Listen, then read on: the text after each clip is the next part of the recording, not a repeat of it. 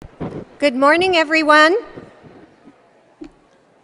Good morning, and thank you for joining us today for the Office of the Seniors Advocate's Residential Care Survey release. Today's event will begin in approximately 5 minutes. For those of you who are joining us via the webcast or on the teleconference,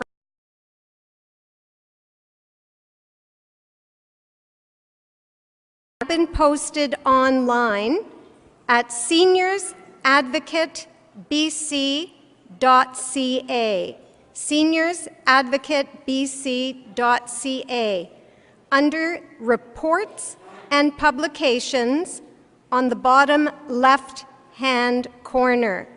So again, senioradvocatebc.ca, under Reports and Publications on the bottom left-hand corner.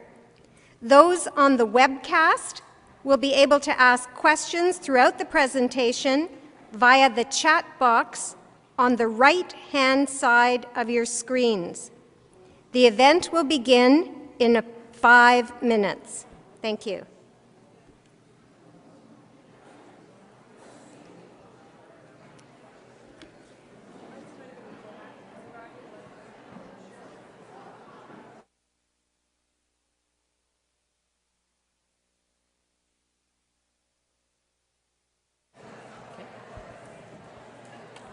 Welcome, everyone.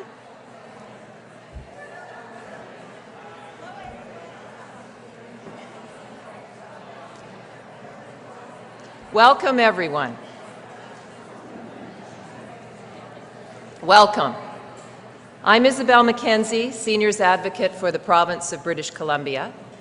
I'm here in Vancouver with about 300 people from a variety of backgrounds. Clinicians, family members, volunteers who made this project happen. And joining with us are people at events being held in Kelowna, Victoria, and Prince George, as well as those of you who are joining via the teleconference and watching by the webcast. My sincere thanks to all of you, wherever you are, for taking time out of your busy schedules and what is a beautiful day here in Vancouver to be part of the dialogue about one of the most important aspects of seniors' care, how we view the life in residential care. And thank you to our band who have now left the stage. Today's music, which welcomed most of you as you came into this room, was provided by Concerts in Care, which is a program run by the Health Arts Society, who match performers with audiences in residential care and retirement homes. The Health Arts Society is a not-for-profit organization, and it's now in its 12th year, and it has presented over 7,500 concerts to date for audiences that would otherwise be unable to access the first-class professional music making that you heard here this morning. So thank you very much to Concerts in Care. Now, I'd like to turn things over to my partner in this project, and I realize that partner doesn't really describe it, because partner is an indication of an equality in a relationship.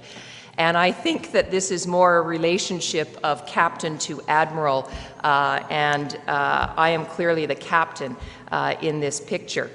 Lena Cuthbertson is the Executive Director of the Office of Patient-Centered Measurement and Improvements for the province of BC, and she's a provincial treasure. She is the guru of measuring quality in healthcare and is sought after not just across this country but around the globe for her expertise. And I'm going to turn it over to her now to walk us through some of the technical aspects and details for today. Lena? Thank you, Isabel. So here we are, ready to share the results of a survey on a scale that many said could not be done.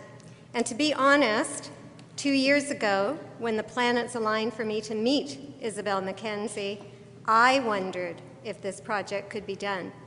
And I can tell you, I know survey projects.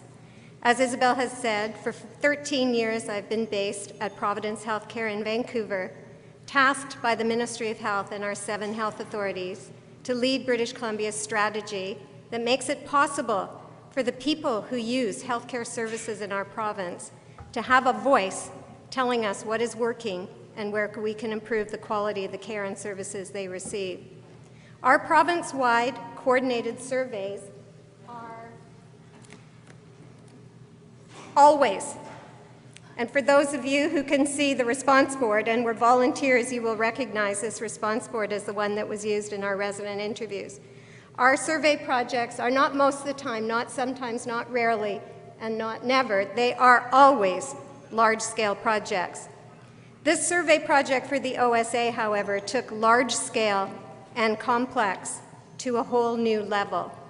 Lillian Parsons, project manager extraordinaire, and her awesome team of regional engagement leaders, including Jessica Clyson, who's hosting our satellite location today in Kelowna, and Tina Bielo, who is in our Victoria location, together with our research partner, National Research Corporation Canada, managed every aspect of this project, including the inevitable challenges that arose.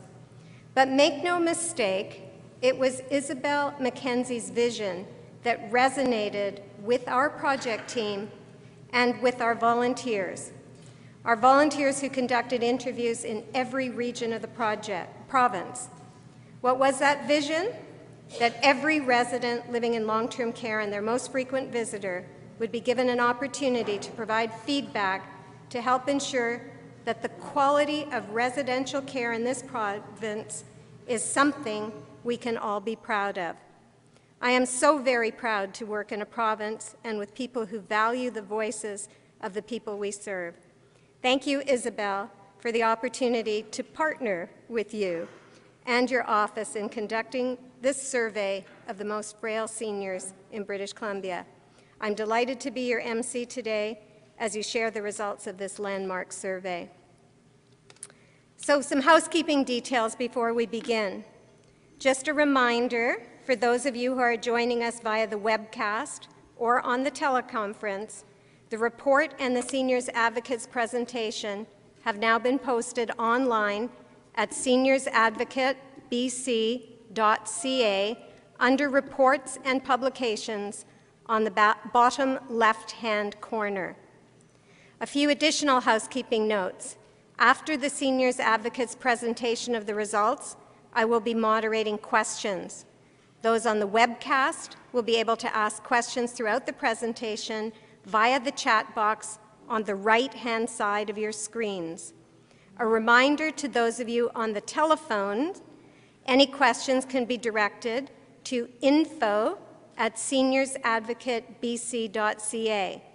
And if you're using social media, Twitter, we invite you to join the conversation using hashtag ResCareSurvey, hashtag ResCareSurvey. For those in the Vancouver location, washrooms are just down the hall to your right outside the door. Following the Seniors Advocates presentation, there will be a chance to celebrate our volunteers with refreshments. You will be invited by table to the buffet by your hosts in each of our locations. I will now turn it back to our Seniors Advocate, Isabel Mackenzie.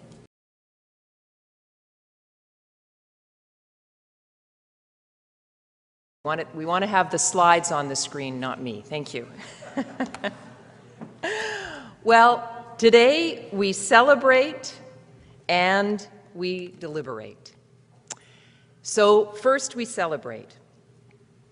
Over the past 2 years, we have mobilized a small army of people who are committed to making certain that the 27,000 plus seniors in BC who live in residential care spend their final years with as much dignity, meaning, and enjoyment as possible. From the thousands of family members who responded to surveys, to the care home operators who opened their doors, from frontline staff who provided input and insights into how and when we should talk to residents, to the policymakers who supported this mammoth undertaking by ensuring all the rules and regulations were followed, to the government who funded the initiative, to the staff at my office at the OSA who kept the focus on the mission, to the regional volunteer engagement lead coordinators who ran the ground game of getting the survey out and back in 5 different health authorities, and frankly, most significantly, Lena Cuthbertson and her trusty sidekick, Lillian Parsons, who lived and breathed all aspects of this survey night and day for almost 2 years. There was at every turn an outpouring of goodwill that signaled a true desire to understand life in care facilities and the perspective of those who live there, and there was a palpable yearning to make things better. It was simply breathtaking to watch over 800 British Columbians step forward and volunteer to be the person who would sit with residents, often for more than an hour, engage with them, learn their life story, and provide them with the opportunity to tell other British Columbians what it's like to live in residential care. There were retired and active nurses, social workers, lawyers, engineers, teachers, counselors, students, postal workers, medical students, clergy. Name a profession or a walk of life, and it was represented in our rich mosaic of volunteers.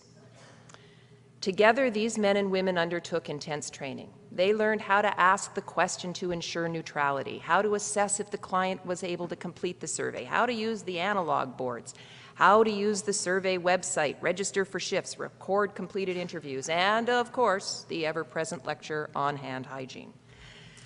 These volunteers walked out of their training sessions, tote bags slung over their shoulder, and they sallied forth to embark on over 25,000 hours of listening to some of the most fascinating British Columbians, those who have lived 80, 90, or 100 years, and who can share with us a wisdom and perspective that only comes with the passage of time. We asked folks to volunteer for 30 hours, but more than half were so drawn to the power of the experience that they volunteered in excess of this, including one volunteer who donated 219 hours of her time. That is the same as working full time for 6 weeks. That's an entire career in the life of a millennial. So they have a voice too, and we're going to hear from them. We're going to listen for a moment to some of their thoughts. And just a reminder to those who are only listening on the phone that you can find this video on the Seniors Advocate website under the PowerPoint presentation.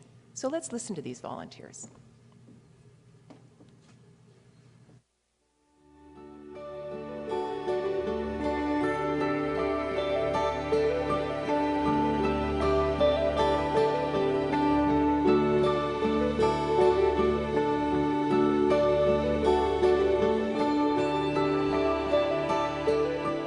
I really felt like I was a keeper of a story again, many stories, because as I listened to the people, and yes, they talked about what the questions were that I was asking, but they gave a lot about their life stories, their issues, their concerns, and what concerned them for the future. And I thought, you know, I might be the last person to listen to these stories. It was important to them, and it's important to me. I lost my own mother about a year ago at the age of 93. And I miss her, but I also miss all the people around her, the other residents that I used to meet and talk with and laugh with when I went to visit her. So this survey gave me a way to reconnect with some of those people. Not exactly the reasons that most people did. I'd heard stories about care homes, some of them horror stories, and I'm sort of in the, shall we say, vulnerable bracket of being in one.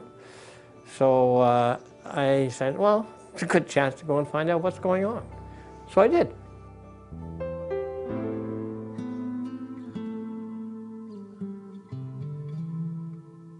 I just said to her, let's just take a break. And I just sat there and held her hands, and tears rolled down her face. You know, obviously the question at that time was touching a deep part of her. It was one I said, I'm not going to ask you to do this because it's too difficult.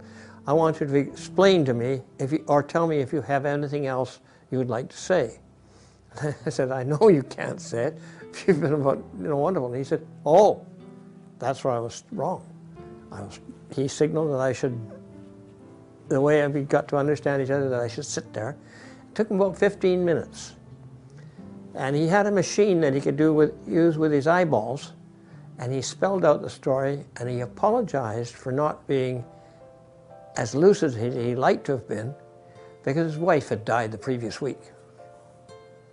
When we completed the survey and I walked her back to the dining room, she was walking along with her walker, and she said, "I feel so much smarter now."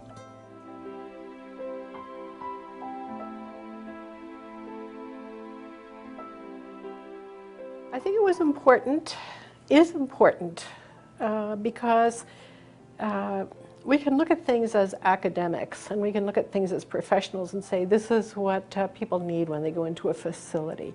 But we're not there, and we don't know it from the story of the people who were living that experience. I think for me, the residents were just so open to, first of all, being asked, and then secondly, with someone whose job was just to listen. You know, there was no agenda other than to listen to the responses. And so I was amazed at their generosity of being able to share. I think I would call it their grace and their resilience to be able to stay with the questions, but also just to accept that this is where they needed to be, even though it may not be where they wanted to be. I don't know how often we actually slow down to ask residents how they feel, the choices that they have, if their voice is valued in our process. And I think the survey gives us that voice. It forces us to stop, to slow down, and reflect on the answers that we have, reflect as a collective voice what we've heard. And that's the most important, because if we're not impacting quality of life, why are we here? Why are we a service provider? And really, why do we exist then? I learned a lot because they were asking questions, and when you ask her the questions, then you learn too, so it was interesting.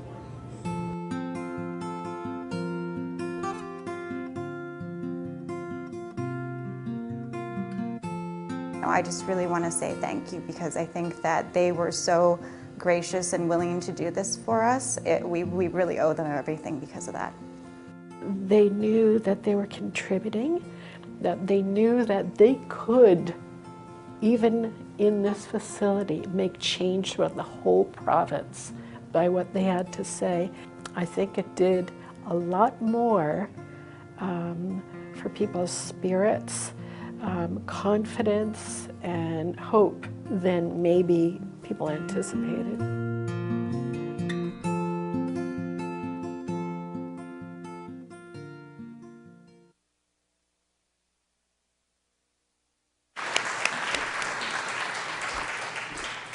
I know there are several of the volunteers here today in Vancouver, as well as the satellite events in Victoria, Kelowna, and Prince George. Wherever you are, please stand.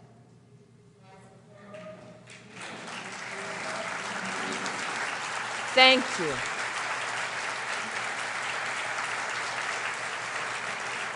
Thank you. Thank you. On behalf of the thousands and thousands of seniors you gave voice to, thank you. We celebrate your commitment, and we draw hope from the fact that so many people are so dedicated to seeing seniors enjoy their last years of life with dignity, comfort, and meaning. Lastly, the inspiration of the residents themselves is perhaps most moving. 10,000 women and men in their 80s, their 90s, and even their hundreds, with a variety of aches and pains, took the time, sometimes a lot of time, to share their thoughts and wisdom with us. These surveys were not for the faint of heart. There were 103 questions. I personally did some of the interviews, only about 6 though, and I was exhausted after one interview. What's most touching, however, is not that we should thank the residents. It's that the residents thanked us. We sat down, you sat down, with every resident who wanted to tell us their story, and you listened. You engaged. You told them their opinion mattered. You met them as equals. And we were rewarded with an outpouring of advice and an incredible, incredible repository of information. The grace and equanimity of these proud and stoic former doctors, judges, teachers, singers, models, housewives, pilots, soldiers, plumbers, truck drivers, professors, politicians, taxi drivers, divas, and bon vivants should humble us all. To these residents, I say, we say, thank you. We appreciate your time. Now, we deliberate, which is to say that we engage in long and careful consideration of what the residents have told us. First, why this survey? This survey is about measuring the quality of care homes from the perspective of the people who live there. You know, we run around and measure any number of indicators. We look at falls and infection rates and staffing levels and complaints and licensing infractions and the use of certain medications, and we equate success in these areas as a signal of high quality. Yes, it's important to monitor these activities, but what about the other aspects of life? Do residents have friends? Are they lonely? How do the staff treat them? Are mealtimes enjoyable? Do they feel a sense of purposefulness? Are they engaged in meaningful activities? How responsive are we to their needs? These are all important aspects of the daily life for residents. How are we measuring success in achieving quality in these areas? We spend over $2 billion a year in BC funding care facilities for the sole purpose of providing the best possible experience for our loved ones. Shouldn't we ask them how we're doing, as well as looking at numbers on a chart? Most businesses ask their customers often and directly how they are doing, and the successful ones respond with needed course corrections based on the feedback. We should strive for no less in providing for the most frail and vulnerable in our society. We chose the Inter-I Self-Reported Resident Quality of Life Survey for Long-Term Care Facilities, there's a mouthful, and the Family Survey for Long-Term Care through a consultative committee. It included everybody. Everybody was there. Frontline staff, care facility operators from the private sector, the public sector, the policymakers were there, the funders were there, the academics were there, the family members. Over 25 people deliberated for almost a year and landed on a survey that's been exhaustively tested, trialed, and used throughout the world. Inter-I is the gold standard in the world of long-term care, and the decision to use this tool was made after a rigorous review. Every possible review by BC privacy legislators, health data experts, the list goes on, was undertaken, and I can assure you that this survey is road-tested and our methodology has received approvals from the highest levels. Why all care homes? Well, care homes don't exist in a vacuum. If we want to make system-wide improvement that will bring care improvements to all facilities, we need to have consistent system-wide feedback. In BC, the taxpayers fund care homes to the tune of $1.9 billion. The other $500 million plus comes from the residents themselves. So there is indeed an obligation on the part of government to look at all these care homes and to see if the intended outcome of this investment is being achieved. The magnitude of the total investment we make requires the rigor and oversight on the level undertaken in this survey. Why every resident? Why did we choose to approach all residents? Why not a sample? Why not exclude people who could obviously not answer? Why? Because every voice counts, and everyone has some abilities, and we all have opinions. Just because we need some help to get up in the morning, to take a bath, or take our medicines, does not mean that we have surrendered our right to know what we like and what we don't like. Our right to decide for ourselves if we are enjoying activities and conversations does not end when we find ourselves on the other side of the care home's sliding door as it closes. You know, Stephen Hawking needs help with every aspect of his activities of daily living. He's probably an ADL-6, the highest level of physical impairment. And we would not for a moment think that he is incapable of providing an opinion on whether or not he enjoys his mealtime, never mind an opinion on the origin of the universe. A dementia diagnosis does not terminate one's ability to form meaningful opinions. Dementia is a spectrum, and those who are diagnosed will be at different stages of the journey along that spectrum. Glenn Campbell was still performing before audiences of thousands 2 to 3 years after his diagnosis. I could go on, but I think the point is made. So why this methodology? Any of us who know life and long-term care know that you cannot survey residents with a popular 10-minute phone survey of push 1 for yes and 2 for no.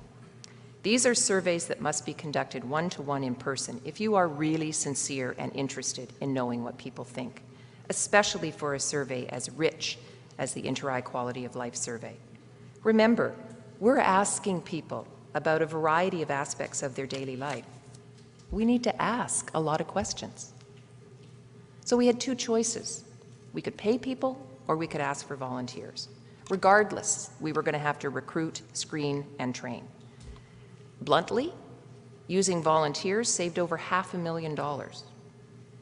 But more than that, when you come to the task as a volunteer, you are signaling a willingness to engage in a way that is frankly necessary if we want to get meaningful feedback. In my lifetime, I have been a volunteer, I have worked for volunteers, and I have worked with volunteers. And I believe in the integrity of those who volunteer their time. So while recruiting 800 volunteers was a challenge, I think we can all agree it was worth it. Now, some of the specifics about the survey. We approached just over 22,000 residents in 292 facilities with publicly funded beds. So it might have been a private facility, but it had publicly funded beds, 292 of them. The reason a resident was excluded and wasn't approached is because they had been discharged, they were deceased, they were palliative, or they were a risk to the volunteer. There were probably about 2,700 residents that were excluded using this criteria. 9,603 residents responded, 43% response rate. As I've said, there were a total of 103 questions, and residents spent anywhere from 30 minutes to 2 hours engaged in answering the question. The family survey, which we technically call the most frequent visitor or MFV survey, was received by almost 20,000 family members, and we received 9,604 responses to date. Some are still rolling in, and we will continue to update. Overall response rate is 48%. It contained 104 questions. It was sent by postal mail. You could fill it out on the paper and mail it in, or you could go to a secure website and answer it online. We were provided with the names and addresses of the most frequent visitor by the care home operator. So with a 43% response rate, we actually came close to getting the opinions of the majority of residents. The question, the pollsters like to say, is always, did enough people answer the survey that we can confidently infer that their views are representative? Well, the good news is, from a statistically valid perspective, this is an extremely robust response rate, and we can draw great confidence. For example, the professional pollsters in the province will perform a survey of 1,500 people as representing the views of 4 million British Columbians. So I think that tells us, when we look at the 10,000 opinions out of 22,000 people, we can have a great degree of certainty. Through linking the respondents who answered to their individual RAI assessments, those are the clinical assessments we have for residents, and it was anonymized, so we don't know people's names specifically. We were able to see the relative levels of cognitive and physical function of those who responded to the surveys, those who didn't respond to the surveys, and the overall population. And we were also able to see that for the residents of the most frequent visitors who responded. Now, just as a background note, I'm going to throw some terms and numbers out here. I'm going to use 2 terms, CPS, Cognitive Performance Scale. This measures a person's cognitive ability. It goes from 0, which is no impairment, to 6, high level of impairment, likely somebody who is non-responsive or in a coma. The other term I'm going to use is ADL, Activities of Daily Living. Again, it's a scale of 0 to 6, and it measures physical impairment. So 0, no physical impairment at all. 6, severe physical impairment, likely requiring total assistance for all activities of daily living. So we found overall that 90% of the respondents to this survey had a CPS score of 3 or less, compared to 70% of the overall population. So the people who responded were more cognitively aware to some extent than the people who did not answer. 72% of respondents had an ADL score of 3 or less, compared to 60% of the overall population. So we heard from the, on average, to a higher degree, from the slightly more physically able people. But when we looked at the responses from the most frequent visitors, it absolutely mirrored the population. We had to check it a couple of times because it was bang on. 70% CPS 3 or less, and 60% ADL or less. So we're getting a fairly good representative sample of the overall population here. And here's something that was interesting to look at. One of the brush-offs that we will give to complaints about residential care is that we will fault the resident on their memory. You know, they did have a bath, they just don't remember. We've got activities on the weekend, they just don't remember.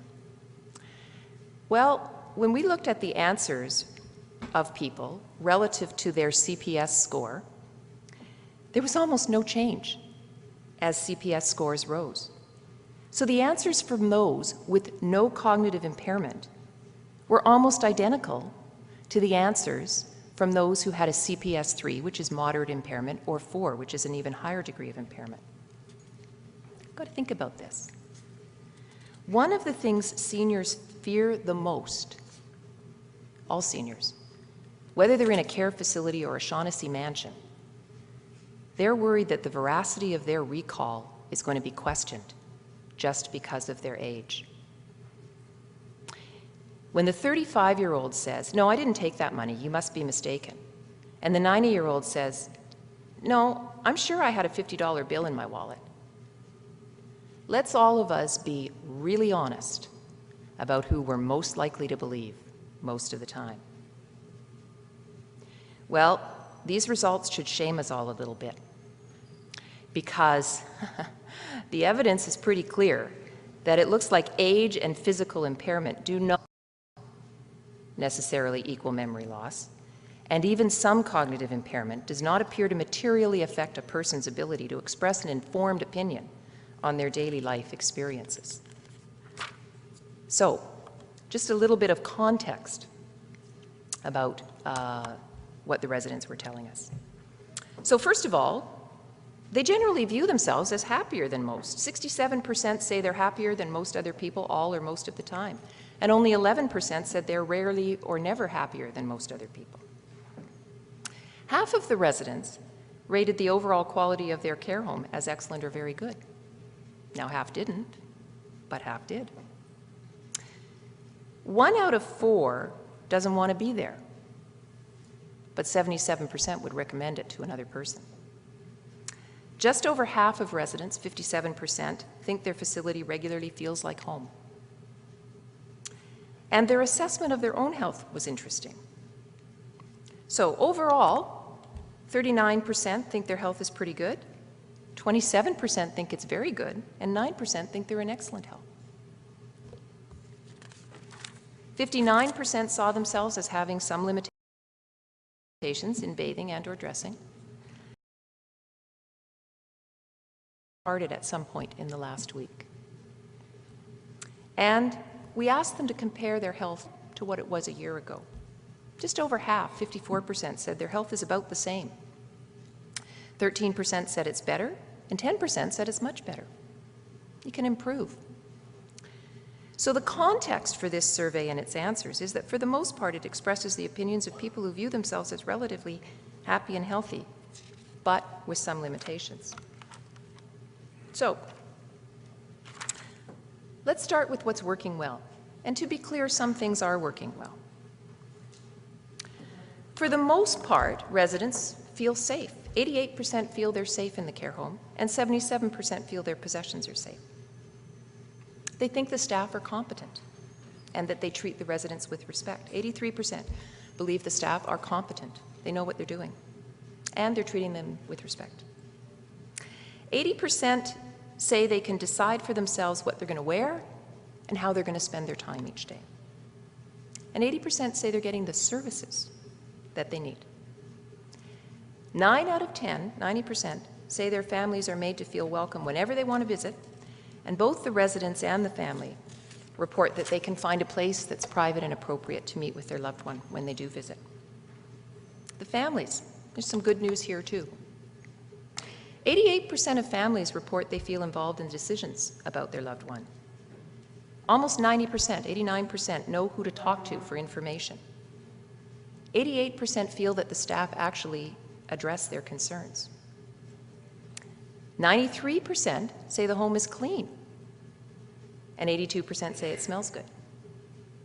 And 88% of family members who've witnessed aggressive behavior on residents actually thought that the staff handled the situation appropriately. So that's good. That's good to know. It's a safe place, it's a welcoming place, and people are feeling comfortable. But we also learned that there are areas where we can improve. Bathing, toileting, physical discomfort.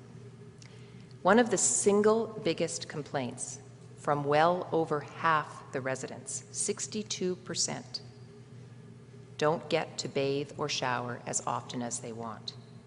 In fact, a full 50% say they rarely or never get to bathe or shower as often as they want.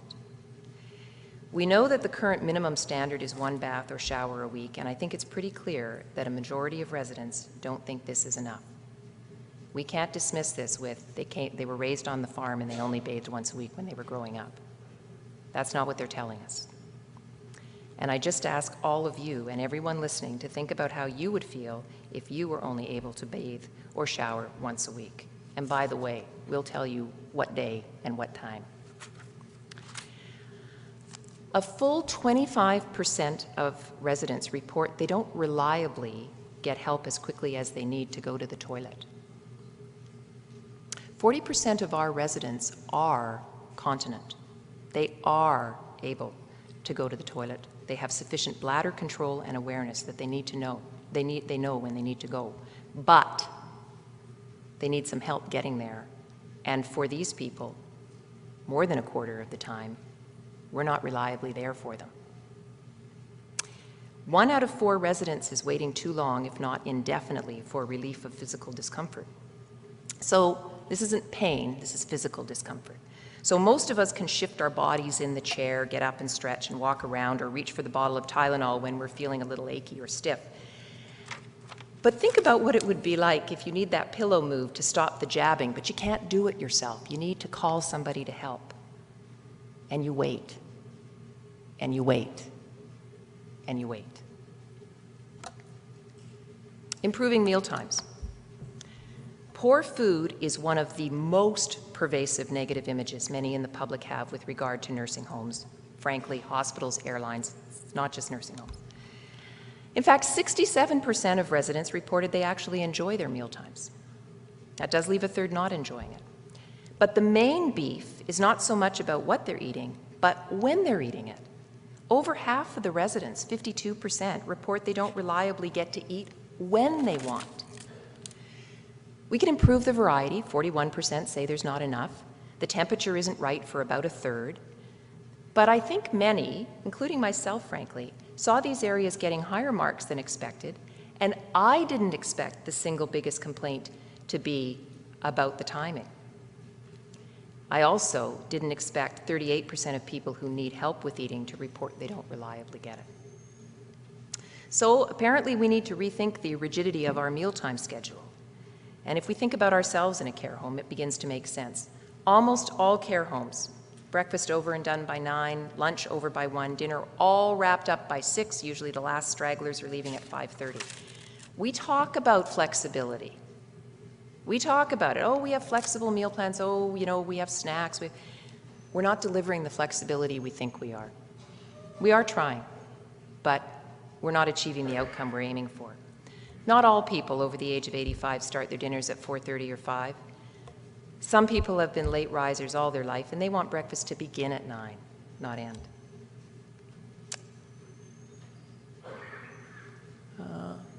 Making life more meaningful. We hear a lot from seniors about how they feel devalued, ignored, invisible, and talked about rather than to. Well, apparently this doesn't change if one moves into a care home. There are a number of the survey questions that probed issues of belonging and meaning and engagement. Having staff who have friendly conversations and know their life story, having a close friend, someone with whom to share things in common and do things with, being asked for advice or help, engaging in activities that have meaning. In these areas, we actually saw some of the lowest overall scores in the survey. We really need to step back and take stock of what many residents are telling us. We promote residential care as an antidote to the loneliness and isolation of living at home alone, and we speak about the increased social engagement.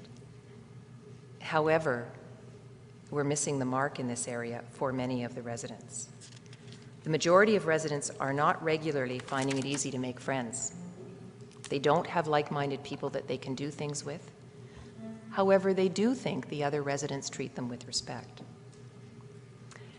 I think most of us expected to see low scores for activities on weekends and evenings. We know we struggle there. But the activities we offer during the week are not as meaningful as they should be. Just over a third, 36%, report they regularly participate in activities that are meaningful. When we look at these scores, we look at the resident assessments, and I believe we have some strong evidence to support a rethink of our catch-all complex care designation. Mea culpa. I was around when we blended intermediate, and some of you in the room were probably there then too, when we blended intermediate care with extended care. I remember the arguments about the seamless progression. As care needs increased, there was no move required. But I'm actually not sure that we analyzed the data enough to see just how often did we actually move residents from intermediate care to extended care. We might have found an interesting answer. Assisted living was just in its infancy at that time, and we may not have recognized its full potential. As well, the ability of home care to be stepped up was missing from that conversation. The overriding theme at that time was efficiency. 20 years on, it might be a good time to reassess. The residents who answered this survey are the most engaged and cognitively competent, and they're 43% of the population. We are very successful in providing them an environment that is safe and secure, but we are failing them in providing an environment where they feel engaged and purposeful. Only 33% report they have a fellow resident as a close friend all or most of the time. 27% say they rarely or never get to spend time with like-minded residents. Half of them struggle to make friends. 45% say they rarely or never have people to do things with, and 40% say they rarely or never get to explore new skills and interests. Make more time for the little things. So building on the themes of creating more meaningful experiences is making more time for the little things. Again, staff get very high marks for their competence and the respectful way they treat residents, but we're failing in providing those little things that can add meaning to our day. Think about the workplace, our workplace, where for many people the highlight of the day is the 5-minute conversation around the coffee pot or the chat while queuing at the printer. We get to know an amazing amount about people we work with from these little snippets of conversation that later allow us to ask how someone's daughter did at her soccer tournament or how the cousin's weekend wedding went. Well, it's no different for residents in care homes. We don't lose our desire for connection with people around us as we age. Care staff are like those coworkers we saw every day, and fellow residents are like our extended family. However, the majority of residents, 55%, are telling us that staff does not regularly make time for a friendly conversation, and just over half, 58%, can reliably consider a staff member their friend. Interestingly enough, when we look at the Translating Research in Elder Care, TREC, survey results of care aides in 31 facilities in BC, we find they also report they're not engaging in conversations with residents as much as they would like. They're checking off the list of all the care activities, the services, and by the time they come to the end of that list, and sometimes even before they come to the end of that list, their shift is over. This observation is supported by the 33% of residents that report staff really doesn't have enough time. And by the way, in their totality, all of these observations are echoed by the family members. We have to realize that relationships are built on familiarity. You establish a bond with someone over time as you discover more and more areas of common interest and experience. And we are frustrating this to a large extent with revolving staff. Pretty much half, 49% of the respondents, don't routinely see the same care aides during the week. This is making the relationship development that is necessary for engagement more challenging. 24% of residents don't tell staff when they're not happy about something, yet only 11% feel they can't voice their opinions. So it's not because they don't want to, it's not because they fear reprisals. There's nobody there to hear them. Improve the relationship with the primary care provider, the doctor. Only 43% of residents report that their doctor visits them when they're sick, and only 44% rate their physician care as very good or excellent. 42% say they don't know what medications they're on, and 38% say they weren't consulted. This is an area where the solution will likely require a significant overhaul in the way we deliver primary care to residential care facilities. Physicians in this province are in short supply and overextended. Now, the evidence is overwhelming that the clinical results are better in care homes with consistent physician care. One facility, one doctor. Now, we're currently muddling around out there in a whole bunch of different pilot projects all over the province, and we've empowered little groups of physicians here and there to come up with their own solution on how to do it, and it's all being rejigged. Another way to describe that would be we're running madly off in all directions. When we look at the future, I think we really need to ask why a nurse practitioner cannot become the de facto physician for a residential care facility. We're nibbling at the edges of this. We're rationalizing a whole lot of reasons why we won't fully commit to that. But when we see these results, the overarching question I have is, what do we have to lose? We are satisfying less than half the residential care population with the current model. Why not try a new one? So, these are just some of the highlights of this rich, robust survey you've all been given copies of. There were 103 questions. I encourage you all to read through, to see the results, and you will form different opinions on whether results are good or bad, frankly, depending on your perspective and your experiences. But I've tried to give you a little flavor of what's in that survey. And if I had to sum up what the 20,000 voices, 10,000 residents, 10,000 family members are telling us, we need more staff, we need to give residents more freedom,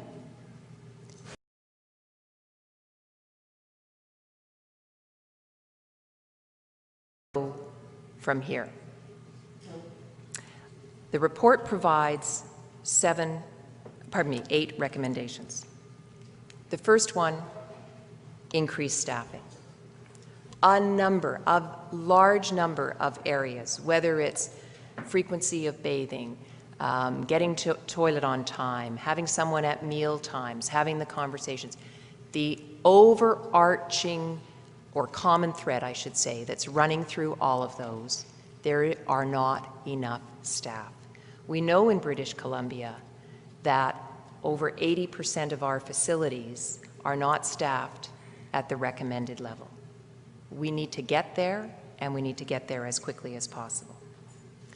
Even with the staffing levels, what they need to be, however, we need to increase the flexibility around when and how care services and activities are delivered. There is a message. They don't get to eat when they want. They don't get to get up when they want. They don't get to spontaneously do things when they want.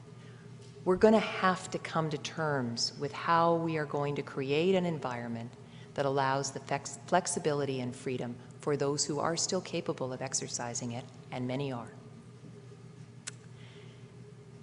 We need to provide better physician care, and I think we need to explore the role of the nurse practitioner. Physician's care is significant. They're deciding what medications they're on, whether or not they're getting treated, whether or not they're getting transferred to the hospital. It has a big impact on the quality of life, and frankly, it has a big impact on overall utilization in the healthcare system. We need to look at opportunities to improve meal times. Now, any reasonable person is going to know that when you're trying to provide meals 3 times a day to 50, 100, 200, 300 people, everybody is not going to be happy all the time. But I think we have seen we can make some improvements by giving some flexibility around timing, by increasing the variety, and by making sure it's at the right temperature. Providing education for care staff on the importance of emotional well-being in supporting quality of care. Here we go. So yes, we need more staff, but we also need to make sure that in addition to the technical training, which we appear to be doing a very good job of, we need to make sure that care aides understand the importance of that emotional connection, that they need to take the time to have the conversations and to understand.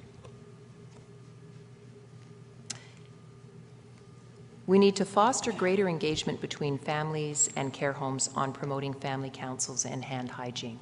So one of the good things is care homes are getting a fairly high mark from families around engagement. There's just 2 areas where we need to look for improvement, and these should be straightforward.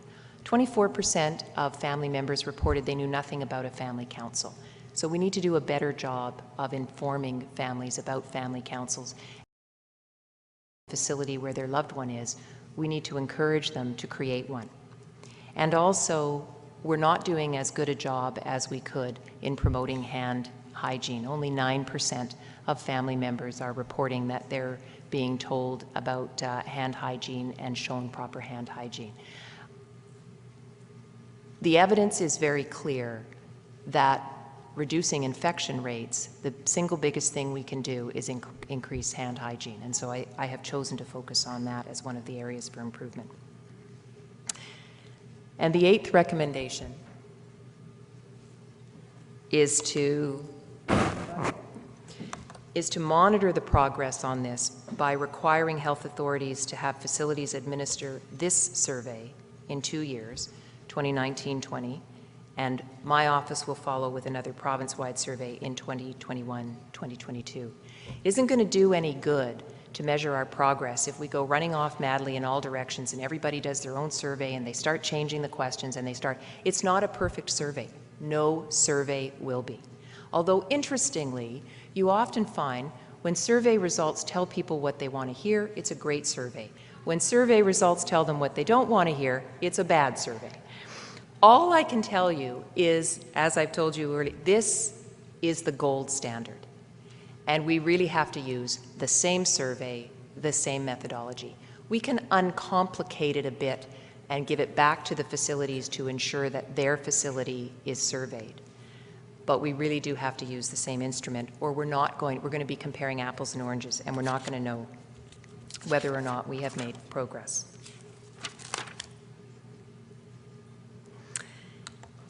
So it's important to recognize there are many things that are working in our care facilities, and there are some residents who appear fairly satisfied. However, it's clear not all residents are satisfied, and there are some that are deeply dissatisfied. The opinions of care residents are as varied as the opinions of neighbors living on any street. Everyone will not be happy all the time, in part because standards and expectations are different. But I think that most of us will agree that the results of this survey point to some fairly urgent needs that should be addressed. Longer term, maybe some improvements can be found in doing a better job of matching people based on common interests. They're more likely to have similar expectations, which will make it easier to satisfy a group of people in a communal setting. The vast majority of everyone sitting in this room, listening to this webcast, on the phone, will never live in a care facility. The majority of BC seniors, even the vast majority of those over 85, are enjoying and will continue to enjoy the rest of their life in their own home.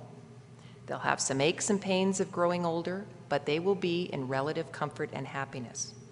This report does not speak to the experience or paint the image of all seniors by any means, but it does speak to the experience of the frailest among us. Only 4% of seniors are in care facilities, and even at age 85 plus, only 15% live in a care facility. But here's the thing. You can't predict today where you're going to be tomorrow. You can eat all the broccoli in the world. You can never sit down all day. You can festoon the house with grab bars, and you can sip only herbal tea as you puzzle through your daily Sudoku. And you still may be in residential care. Today, it might be your grandmother, tomorrow your mother or your spouse, and maybe someday yourself. So how do you want to live? What do you value? Let's look at these results through that lens, and I think most of us will conclude we can do better. I thank you for taking time from what I know are very busy schedules and, as I say, a beautiful day outside. It is heartwarming that so many are committed to this issue, and I cannot thank enough the volunteers, the residents, and the family members who gave so generously of their time to give us this rich, rich, rich repository of information. My office will continue to further analyze data, and we're likely going to publish future reports on specific aspects of the survey. But I'm now going to turn this over to Lena to moderate the question period, and I am pleased to take any of your questions. Over to you, Lena.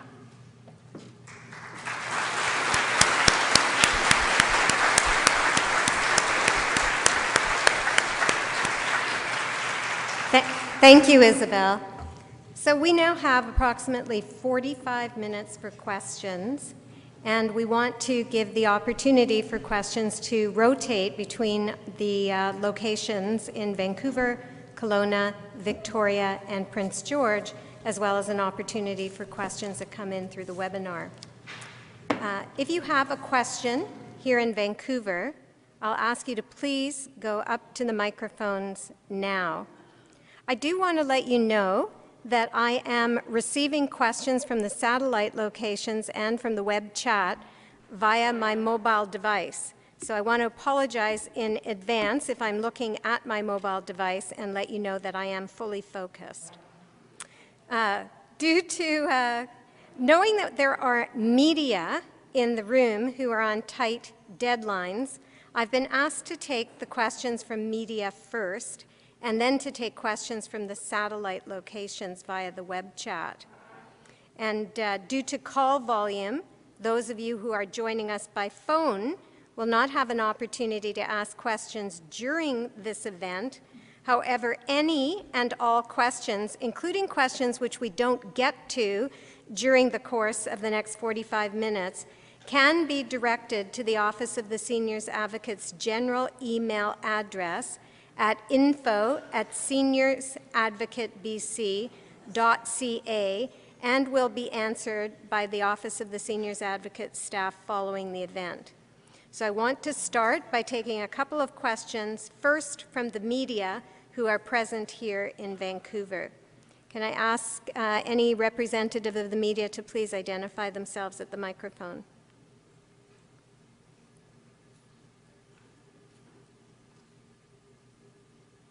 Mackenzie, I'm Marcella Bernardo from News 1130. I was hoping to ask you what you meant when you said that there was a palpable yearning for people to make a difference. Isabel, could you repeat the question? I don't think everyone could hear. The question was, what did I mean when I said there was a palpable yearning to make a difference and to see improvement?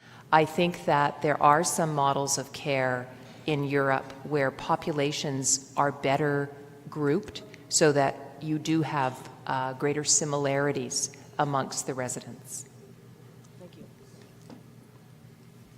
I'm now going to just pause to say that here in the Vancouver location, if you are unable to make your way to the microphone, please raise your hand, as we do have a roving microphone.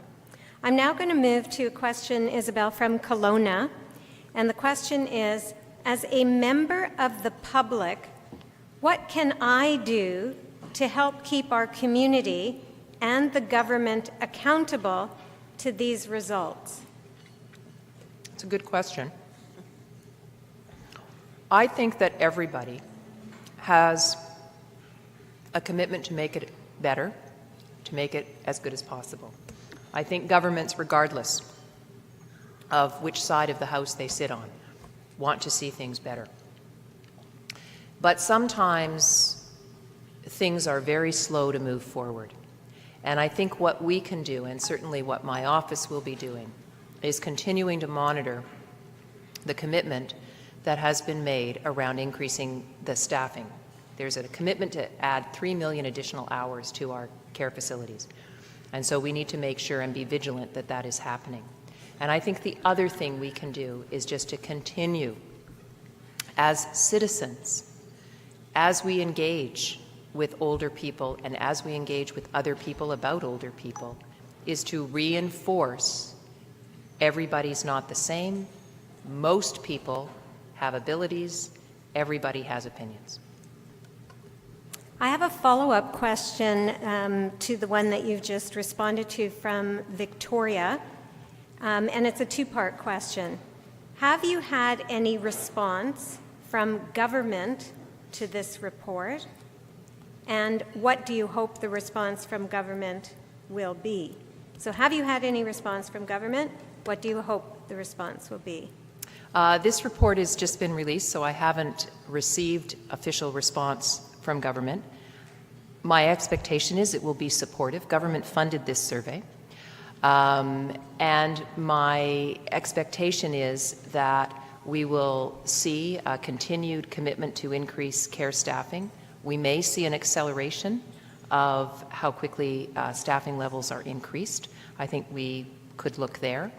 And I think that there's going to be a discussion within the care community about these results and how we can improve things. And I do hope that there is support for measuring progress in 2 years' time. Okay, I have a series of questions. The questions are coming in fast and furious from Prince George, and two of the questions are on the same vein.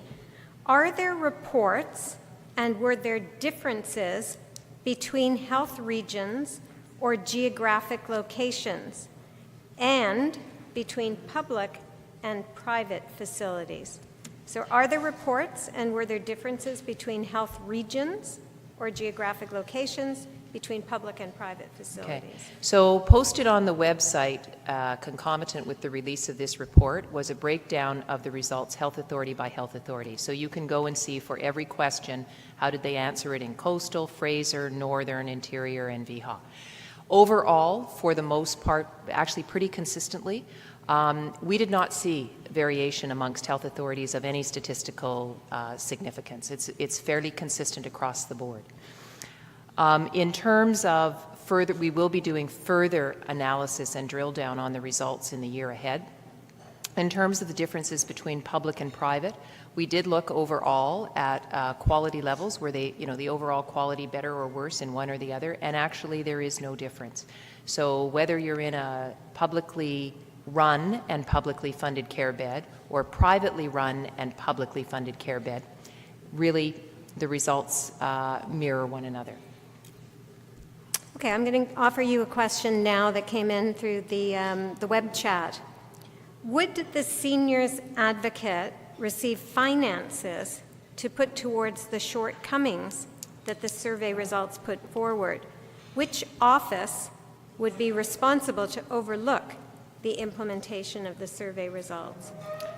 Melina, I didn't hear just the first part of that question. Would the seniors advocate's office receive finances to put towards the shortcomings that the survey has put forward, survey results? Okay. The short answer is the money shouldn't come to me. The money needs to get out to the care homes to hire the staff and make things better. So I don't need more money, but the care homes do. And in terms of oversight, that is a function of my job or of this office. And so we will be posting when the facility level results are released, which will be later this year. They will be posted on the directory of care facilities, and we would be monitoring, my hope is, results in 2 years and definitely 4 years from now to see if there's been any progress. Okay. Before I go back to the microphone here in Vancouver, I'm going to ask by a show of hand if there's anyone who's unable to get to the microphone that would like a roving mic brought to them. If you would, could you just wave so that I can see you? Okay, since I don't see anyone, I'm going to go back to the microphone here in Vancouver. Could we have the next question, please? Hi, thank you for being here. I really appreciate your presentation. My name's Chris Morrissey, and my partner and I would have participated in your survey, and certainly the recommendations bear out my experience of being in residential care with my partner. One of the things that clearly what you're looking at here in the outcomes are very general and cover a whole bunch of varieties, and I'm wondering whether you have data that you can break out to look at the various diversities that exist among people who are in residential care. My partner and I, we're lesbians, and I'm wondering, given the fact that we also age and are in need of residential care, if you have data that looks into those more diverse and specific concerns of residents like ourselves. So to answer your question, we tried in this survey, and I think we are going to be analyzing the results. So how we tried was that we asked residents to identify if they were gay or lesbian. We can take those answers and we can see what the responses were for all the other questions based on, but we haven't done that analysis yet. And I have to be frank with you and say that my expectation is it's going to be it's going to produce a small sample from which we can't be confident of the statistical validity of the answers. It is an area that I think we do need to pay more attention to, but it's difficult to get some data from existing residents in care homes. Mm-hmm. And there are structural reasons for that. Yes. So I will in fact be in touch with your office to begin a conversation around those issues. I'd appreciate that. Thank you. you. Thank you, Chris. So Isabel, I'm now going to give you a question from Kelowna that came up before, but I'm not sure that you were able to answer it. Was there a significant difference in response between public and private facilities? So I wonder if it might be helpful to say a few words about contracted versus public-private. Thank you. So again, we did separate the results by public and private, and overall, not a statistically significant difference between the two. And we specifically, you can go through and, you might find a little tick up on this question, a little tick down, but when you look overall at the totality of it, there really is no difference. Okay. So I'm now going to give you a question from the chat room. What role can city or local government play to help ensure city planning considers the impact of their decisions on the quality of life for seniors' care? Well, I think what local governments can do, they have limited tools available to them, but they do have ability to zone. They have the ability, some, through parks and recreation, to have outreach into facilities.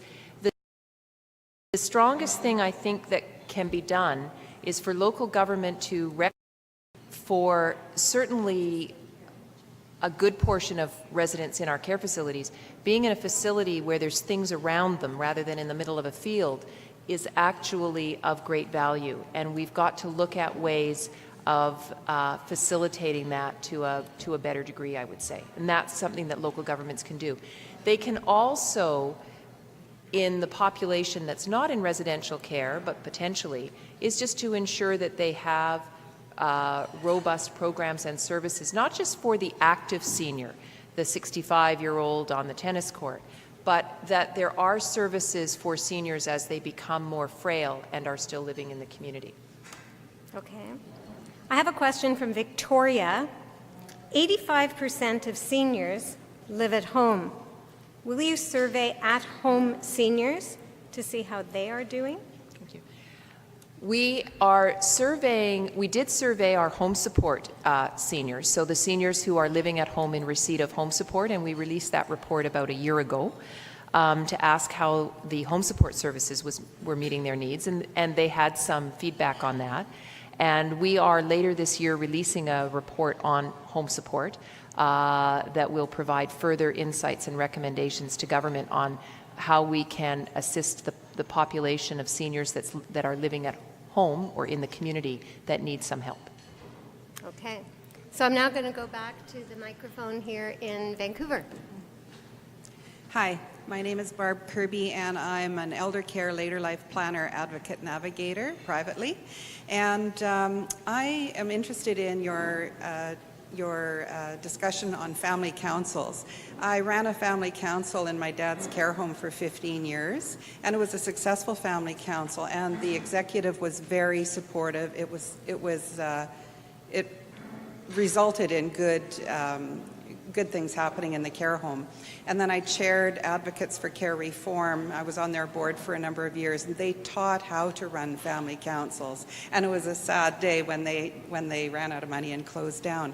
But I would love to see, I'd like to know how you are going to support the development of family councils in Vancouver. I know we have one on Vancouver Island, but I'd like to see it throughout the province. And how would you provide support in that area?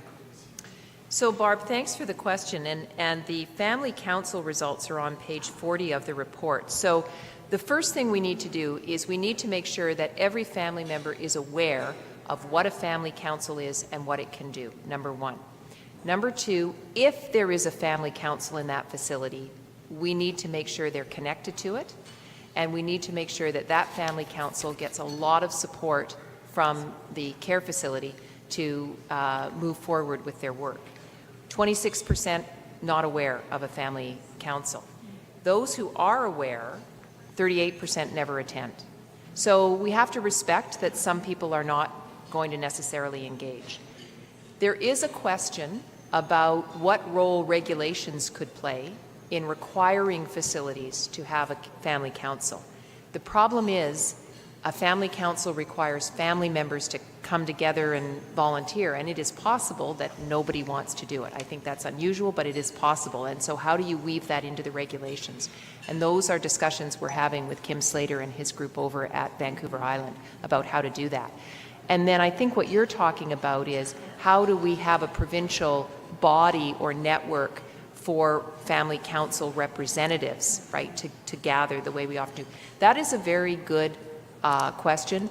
That is something that government may decide it wants to support, but again, it requires representatives from there's organization that has to happen amongst the family councils for that to occur. Right. And I just have one other comment about the survey. I know you surveyed people who were pretty high functioning overall. But I feel that there are a lot of people, the vulnerable people who can't speak up are actually the ones who are being abused or neglected, and they don't have a voice. And I wonder how can we open up, how can we get that information? You know, sometimes actually family councils might be able to help in that area, but how can we gather that information, because it's real and it is happening? Yeah. So what we did, that is one of the reasons why we surveyed the family members, the most frequent visitor, Barb. So they're not a proxy, they're not speaking for the resident, but they are speaking about their own observations about the care delivered to their loved one. And we are going to be further analyzing the data. We know that we heard from family members of profoundly cognitively impaired and disabled residents. And we're going to look at their answers and we're going to compare. And that will be the subject of future reports that come out. Okay. Thank you very much. Okay.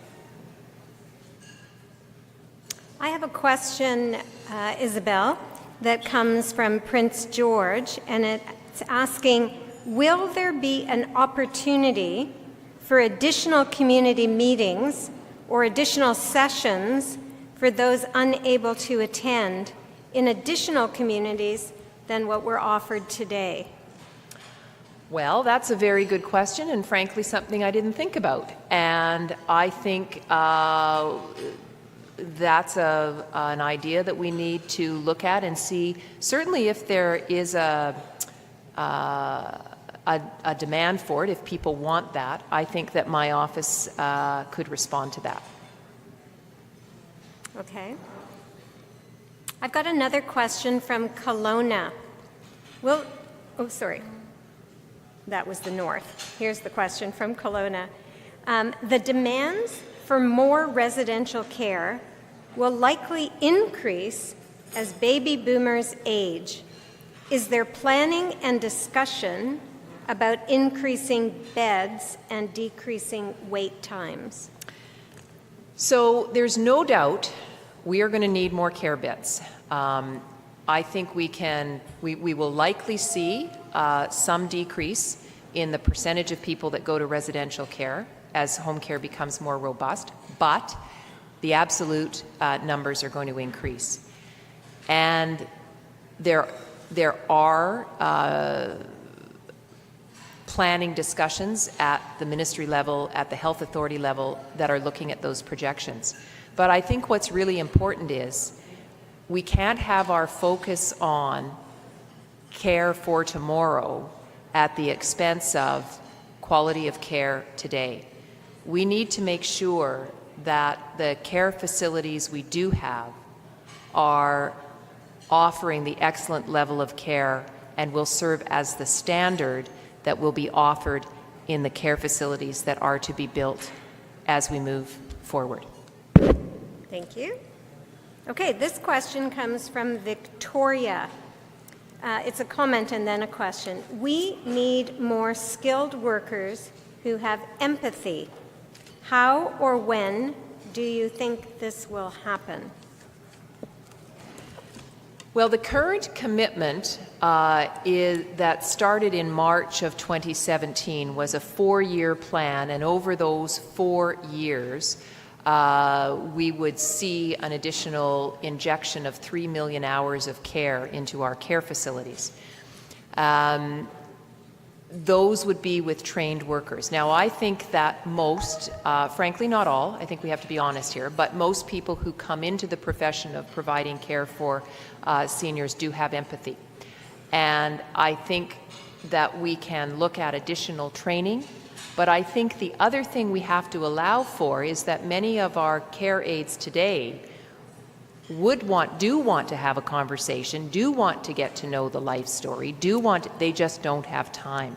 And so we need to see how much we're going to be able to raise the bar once we get that injection of necessary additional staffing. Right. Okay, I'm going to take one more question from the web chat before I move back here to Vancouver. Did the recommendations address the issue of bathing frequency and help with going to the toilet, specifically changing these and other standards? So you spoke about the standard of bath 1 time per week. So did the recommendations address the issue of bathing frequency and help with going to the toilet, specifically changing these and other standards? So, and I just want to clarify, the once a week is actually not in any regulation or policy. The regulations and policies are very vague statements that basically say as needed. And so as needed could be when I want when it comes to bathing. Now, I'm going to take a pretty hard line on the toileting, and I'm going to say the standard is if you're continent and you're able to go to the toilet, we should be there to help you, full stop. So that's going to lead to questions about what staffing levels are going to be necessary to meet those outcomes. But I think we've got certainly on the bathing, we've got a long way to travel between once a week and frequency that might be too much. So the question is, can they bathe twice a day? Okay, well, what if you have... But I think common sense has to prevail, and I think most people don't want to bathe 2 or 3 times a day. So I think we're going to have to take a look at that. Great. Okay, back to the microphone here in Vancouver. Hi there, my name is Mary, and I was a volunteer for the surveys. And my question is, what can we do to help people who are 60 and 65 years old, and because of a medical condition such as multiple sclerosis, they find themselves in a care facility with people who are in their 80s and 90s, and they feel quite lonely, and they feel like there really weren't any options for housing and to be cared for? So what can we do to help people that age? Well, I mean, you see that in the survey, right? You see that reflected in there's not like-minded people, there isn't somebody I can do things with. We actually found ever so slightly lower levels of ratings on people who had the highest cognitive awareness, right? So it's exactly the group you're speaking of. This goes to the heart of the complex care designation, right? I think we need to look more at creating population groups of people who have things in common, and this includes I am aware of everything. I can engage in political discussions. I read the newspaper every day. I just am in a wheelchair and can't live in my own place any longer. We need to ensure that folks like that have other people that they can engage in meaningful conversations with. And that's what got lost when we created this catch-all designation. Can I just ask as another question then, is there some way they can have a section of the care home where people are younger or something like that? A recommendation going forward? Some care homes do that. They have a large enough population, so they might have 25 or 30 what we would call young disabled folks, and so they can create a community. The challenge comes in the smaller facilities where there's only 3 or 4 people like that. It's a real challenge in the rural areas where we have care homes. And so I think part of the question has to be, what part of this do we address with the care home, and what part of this do we address by increasing community support so that these people could be at home? Thank you. Thanks.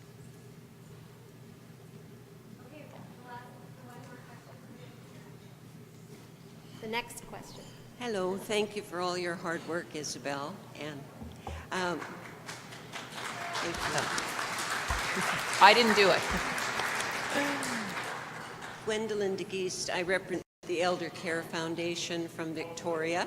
Am I talking in this right or wrong? Yeah. Yeah, I'm not used to your microphone. I represent the Elder Care Foundation from Victoria, and I was particularly encouraged by the section of the survey dealing with meaningful activities for our seniors. And I think my question today is more of a visionary question. I'm wondering, Isabel, do you see an impact from the results of your survey that may lead to creating the dementia-friendly community for the seniors in British Columbia? So to answer your question, I hope, whether it's folks with dementia, and let's remember different stages of dementia, right? Find that they are able to live with people with whom they have things in common. Yes. So whether it's dementia challenges, whether it's, as the speaker before you, the physical challenges, whether it's linguistic challenges, whether it's the gay community, that people are able to live with other people with whom they feel they have things in common. Because what's coming out of this survey is a lot of people aren't feeling that. Absolutely, and it's all about inclusion. And oftentimes the person with dementia does not have the voice, and they do feel excluded in the group that they're living with. So, yep, it can be dementia, it can be hearing impairment, it can be vision impairment, it can be a lot of things. Thank you very much. I'm now going to move to the roving mic. We have a question here. I'm Barb from Burnaby, BC.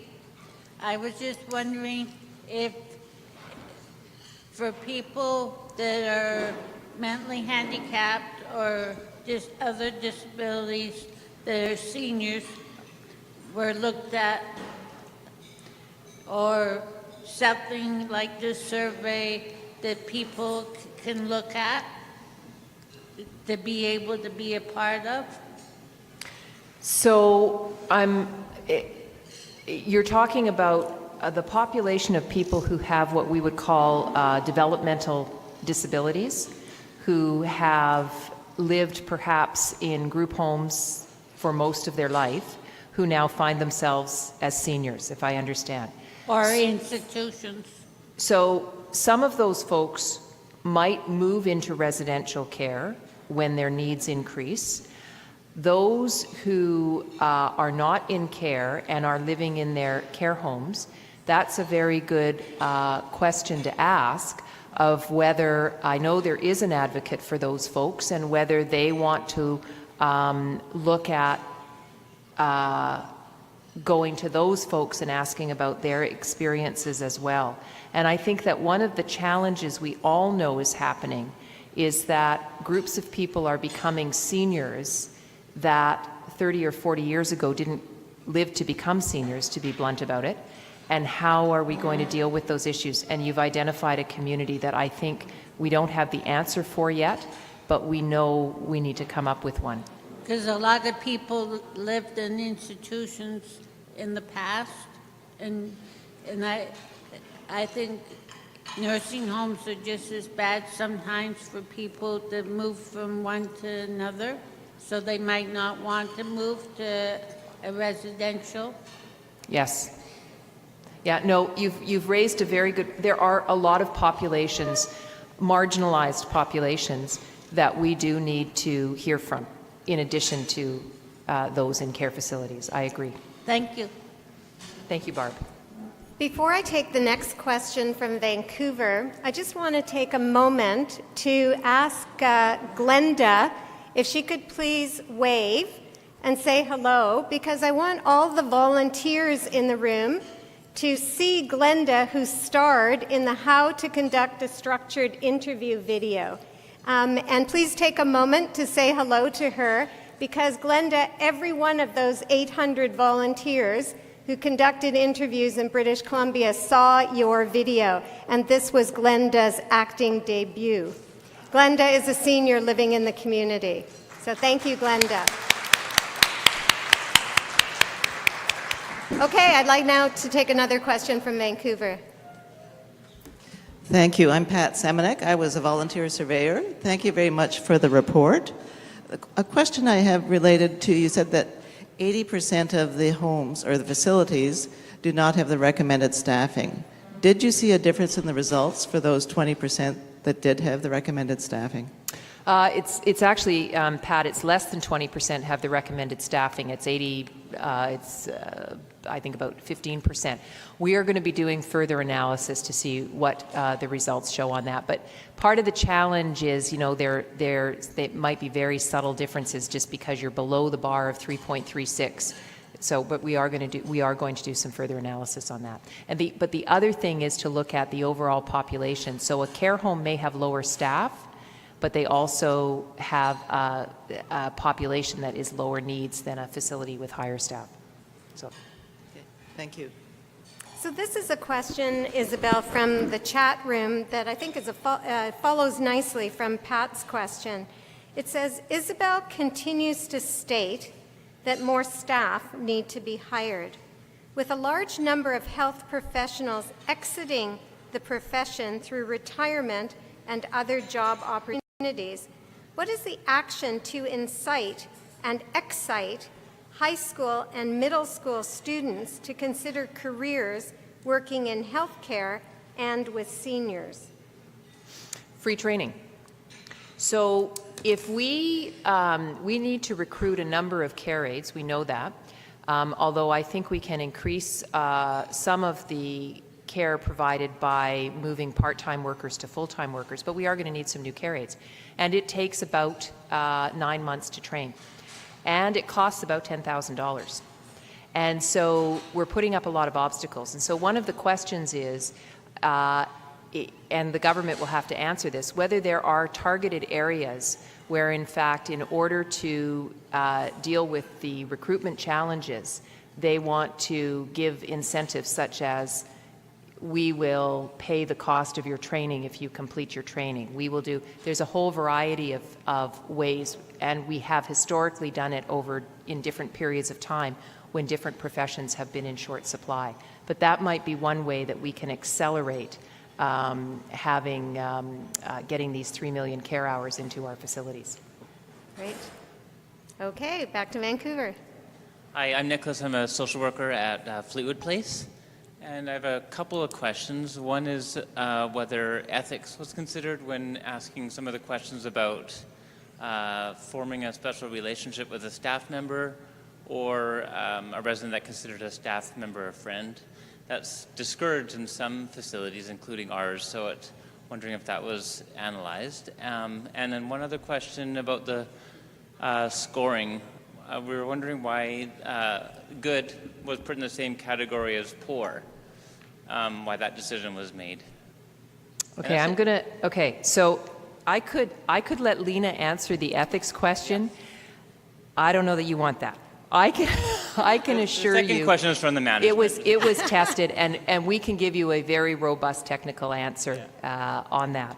And then your second question was? Scoring. The scoring. I think you are confusing what was sent to facilities with this report. So what you will find is sometimes is not categorically negative. Yeah. So we have, when the report, first of all, you can see all the numbers in the report, number one. Number two, the top two always and most of the... It was excellent and very good were or the top two. Or always and most of the time, right? But and then everything, the bottom three was poor. That's correct. And, yeah. Everything was on a 5-point scale. The top two were lumped as positive. So when I say 88% feel or 90% feel, it means the answers are in the top two boxes added together, okay? When we say rarely or never, we mean rarely or never. When we say not reliably, we're meaning the sometimes. So if you're only sometimes being helped to the toilet, you're not reliably being helped to the toilet, as opposed to saying you're never being helped. And so That's the way the language of this report and this presentation. I think you've seen your facilities results online, and that's a very different way of presenting the results. Well, one of the questions about the facility was whether the quality of the facility and very good and excellent was one part, and then but the second part, the bottom percentile, was good but also poor. So in recommending the facility, 50% said they recommended it, but 50% said they didn't, but that included people that said it was not, or poor, as well as Yep, good. and that's why we have chosen to give the entire report, every answer, to people to look at them and draw their own conclusions. From our perspective, what we have is half of the residents, when presented with an opportunity to rate their care home as very good or excellent, half of them chose to rate it as very good or excellent, half of them chose not to. Okay? Yeah. There is a message there. Notwithstanding that, even if they didn't rate it as very good or excellent, they were prepared to recommend it, because 77% of people were prepared to recommend it. Whether that's a loyalty issue or whether that reflects that, you know, it's not, I don't think we're any better or any worse than anywhere else. No. We can, you know, everybody will infer differently what that means. Thank But you. I encourage you to look at the public report and the answers to the questions that are presented in the public report. And I'll just add that with regards to the questions, the Inter-RI survey instrument, as well as the additional questions that were developed in British Columbia, were developed with input from residents, family members, as well as caregivers. And in testing those questions, they were found to be acceptable and important to the people who wanted us to be asking those questions. So that happened both with the Inter-RI development as well as our own. So sorry. Thank All you. right. She gave you a short answer. You're lucky. There's more detail if you want it. All right, next question from Vancouver. Hi, my name's Laura, and I'm a graduate student at SFU, and I've also been a long-term volunteer at a residential care facility. And from my experience, I've noticed that some of the most isolated residents tend to be those who are ESL and have limited or no English abilities. And I was wondering, in your survey, were you able to include the voices of these residents? And were there any questions related to cultural and linguistic barriers in residential care and how they impact care? So the first answer is, I'm going to refer to Lena for the numbers again, but we did translate this survey into, Lena, how many languages? Nine different languages. And then in the end, we added Italian as well. I thought that was important since we're in the Italian Cultural Yeah, where's Center. Mario? Or Fabio, we did Italian. And then there is not a specific question about linguistics. There is a demographic question about, we will know whether that person is an English-speaking person or not. And so what we are able to do is we are able to extract the answers for all people for whom English was not their first language, as an example.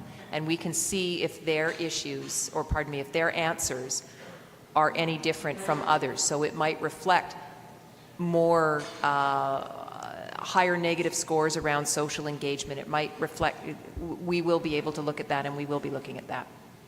Great, thank you. Okay.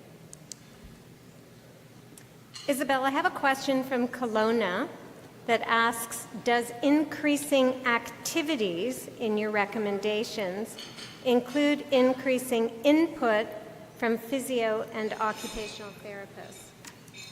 It doesn't specifically reference physio or OT or even rec therapy for that matter. In the full report you will read that my office is going to start reporting the RI Index of Social Engagement, the ISE part for each facility, and taking a look at that. And I think what we have to recognize is there's a strong need, and we will be further analyzing the results of those who said they didn't have meaningful activities, is that they're not looking for care They're not looking for necessarily physio activity. They're looking for meaningful engagement. And so I think we need to be clear that it's not just about increasing physiotherapists and occupational therapists. I think this is saying something different than that.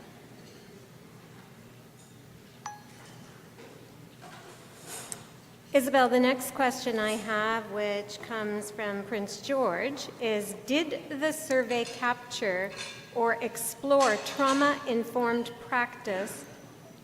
Did the survey capture or explore trauma-informed practice and supporting seniors who have lived the experience of trauma? The short answer is no. The survey did not do that. There are open-ended questions. There may be in those open-ended questions a disclosure of something that would lead to a conclusion of trauma, but no, we did not approach the survey that way. Okay. I have a question from Kelowna. Compassion has been touched on, but I noticed an observation of Canadian culture versus other cultures. My nursing training in the 70s taught cultural reactions to various emotions and physical and emotional pain. Staff members in care facilities are from other cultures and do not exhibit a warmth in their interaction with residents, even though they may feel it. Will this be addressed through staff education? That is my hope. It won't be able to be addressed absolutely. I think we would be naive to think so. But the person who asked that question has identified part of the challenge, which is the individual residents will have different expectations around what kind of involvement they want with the care aides. Some people are outgoing, some people are introverted, some people want to share information about themselves, other people don't. Part of your training as a care professional is to be able to determine what it is that the patient or resident or client that you're working with wants. But it's not going to be a perfect science or a perfect match, but I think it can get better. All right, I'm going to turn it back to the microphone in Vancouver. You've been very patient. Thank you. Thank you. My name is Judy Chalmers, and I'm deeply involved in this subject because my husband has been in care since the end of March. He has now been moved to the special care unit because of the fact that he might have been able to climb over the balcony, and also his toileting. He is still continent but needs assistance in being told where to go. So now that he's in the special care unit, merging abilities is so apparent because he's mobile, he's young, he's well under 80, and most people in there are in wheelchairs, they're nonverbal, and it's so depressing. I feel terrible for him. I feel terrible for him, and I feel terrible for you. Thank you. That is part of that. We're being driven by the needs of the system and the needs of the staff, and it's coming out loud and clear in the survey. For a lot of people, that's just not working. We see it in adult day programs. There's one in Vancouver here called Paul's Club that focuses on younger people with dementia. When you go there and you experience their program and the people in that program, they are completely different from an adult day program for a 90-year-old. It's just completely different.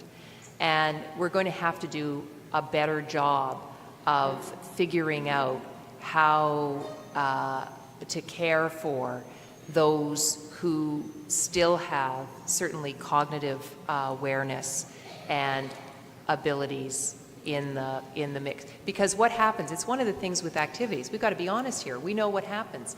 So it goes to, when you're creating something, you don't want to exclude anybody. And so you create the activity to include those with the highest levels of physical and cognitive impairment.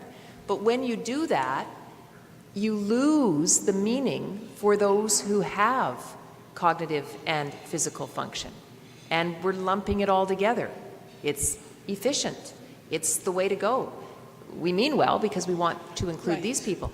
What we need to do is have one program for these folks and a different program for these folks. Some facilities do that more successfully than others, but there are limitations in smaller facilities, and I think that increasing the resources to those facilities is part of it, but making sure they're targeted where they need to be is the other part of it. Yes. The two areas that I've particularly noticed are recreation. Unless he's taken out of that unit into the main area and somebody stays with him, he can't participate in any of the recreation. And there's very, very little in the special care. And also meal times. Suddenly he's got a plastic plate, mashed up food, a spoon, no napkin, whereas he was perfectly capable of eating in the main dining room. So I'm working on those things. Yeah, and I encourage you, at the end of the day, it shouldn't be this way, but it is. There is no substitute for having a loved one as your advocate. Whether you're in a care facility, a hospital bed, a student in school, it doesn't matter. That's the reality. And so encouragement to all family members to just keep up the good work. Thank you very much. Before we go to the next question in Vancouver, Isabel, I want to let you, as well as Sarah Darling, your Director of Communications, know that I have had a request from a volunteer to perhaps at the end of today's session to facilitate a group photo of the volunteers, wondering if people who are interested might want to assemble together and have the opportunity, and they would like perhaps to have Isabel in that picture as well. I would be delighted if the room is thinning out here, so I don't know who's left, but if you want to muster over somewhere, I will quickly join you.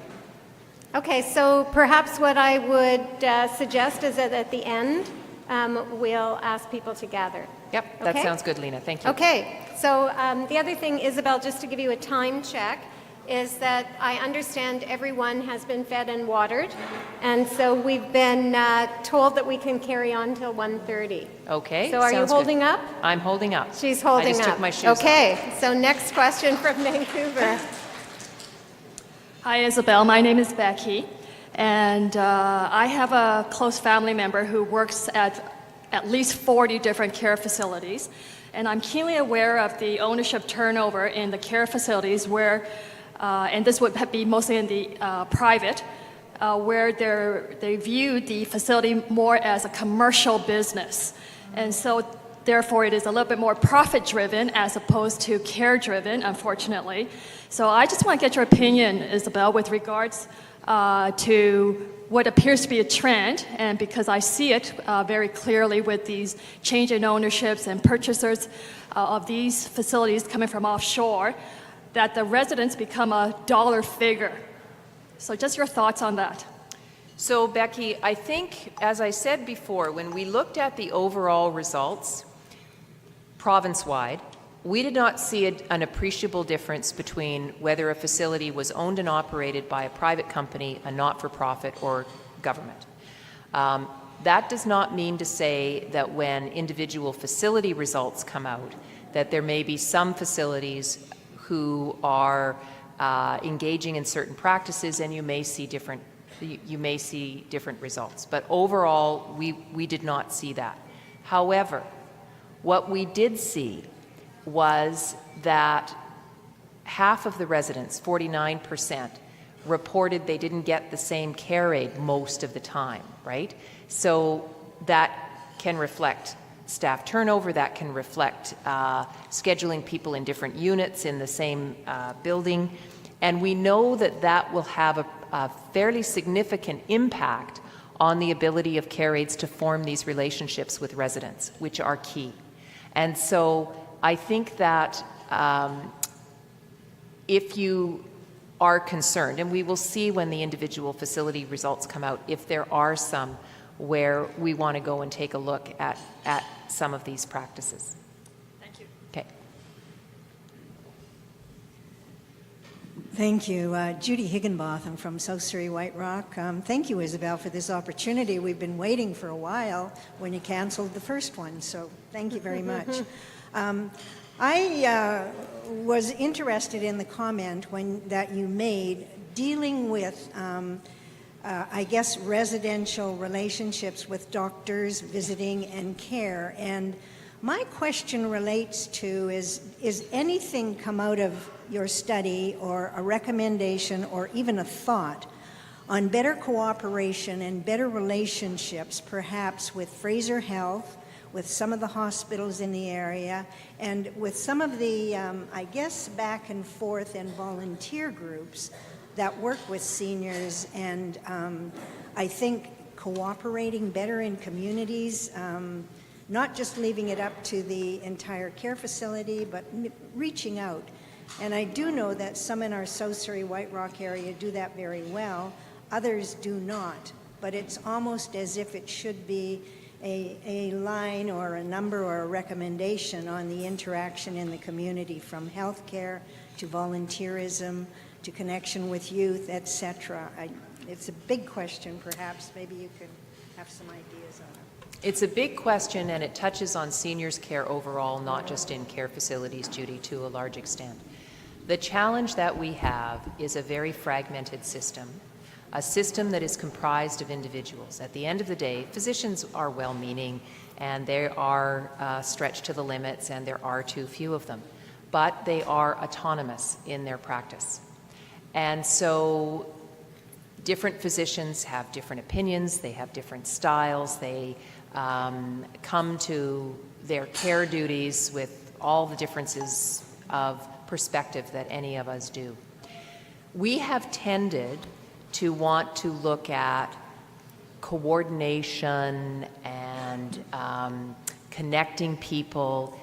The end result, and my office will comment on this at another time in another way, but we have created a tremendous system of different people.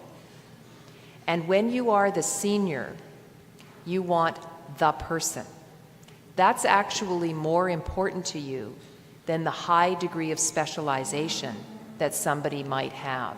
So you want to be able to form a relationship with your physician. Not this, so we have your physician, but then you get referred to the geriatrician. But they're not your physician, they're your geriatrician, right? You still have to go back to your primary care physician. And then we refer you to community physio. So now it's the physio, but these guys aren't talking to these guys aren't. And, you know, at the end of the day, what it reflects is we want this perfect solution, this quote-unquote win-win, but it's win-win for the providers. And we rationalize how it works for the recipients. The tough decisions are for residents. The evidence is very clear, Judy. If you had one care provider, whether it's a nurse practitioner or a physician, who was in charge of that entire care home, you would have better outcomes. There are many places, but we won't make people give up their doctor, number one. And we won't make doctors do the practice, number two. I like making better use of nurse practitioners. That makes sense to me as well. But I think maybe your next area of study might be Fraser Health and or the different types of health authorities and delivery. So, yeah. Thank you very much. Thanks, Judy. So I just need to let people know we've got 2 more minutes. So I'm going to allow one more question. But I do want all of the locations to be aware that we will collect all the questions and make a commitment to answering those questions via the Office of the Seniors Advocate. So the last question from Vancouver. Thank you very much for your coming here and presenting this report. It's a very valuable report. I look forward to it in depth and how you implement it. I think you're doing a great job as a seniors advocate all around, and this is only one part of it. I'd like to ask, with regard to the care facilities, if was any question or any information gathered with regard to digital access to individuals in the care homes. Is there Wi-Fi in every care home? Is there access for people who have who are seniors, even 90-year-olds are very proficient with cell phones and smartphones. and like their computers. If you put them into a facility like this and take that away from them, what are they going to do? They've had it at home, and then they don't have the capability of utilizing it. Is this something that could be used to communicating with staff and things like that within the structure? There are lots of ways of communicating between various people within the building through the digital methods that are available already. So you've raised a good question. I know in our Quick Facts directory, we look at every facility on whether it offers Cablevision or not, and I can't remember if we ask about internet or not. If we don't, we certainly could. And what we will then be able to do is look at the results from facilities that have connectivity and see if their answers are different from facilities where they don't have connectivity. But it's a very good, and not just that they offer the connectivity, but the affordability of that. You know, seniors in care homes are disproportionately poorer than the population at large. Many aren't poor, many can afford to pay, but if you're getting internet in your home and that's all you're getting, it's like $70 a month. So we need to look at that aspect as well. But that's a very good point, and we can look and see if there's a difference, because we can get that information for each facility. I'd like to work with you on putting that forward if you are willing to have us participate in that. We much appreciate that. Thank you. Thank you for your time. So that's all the time we have now for questions. Again, please direct all questions that have been unanswered that you may have to the Office of the Seniors Advocate. And I'm going to give you the email address, info@senioradvocatebc.ca. So a very big thank you to everyone who attended today's events in all of our 4 locations, Vancouver, Victoria, Prince George, and Kelowna, online and on the teleconference. To our volunteers and staff who ran each of the sessions at these locations, to our audio-visual team, SW Audio, for broadcasting the event, and last but certainly not least, to our volunteers who made this survey possible. Thank you everyone for attending, and thank you, Isabel, for your vision regarding this survey and for allowing my office to participate and contribute. Thank you everyone, and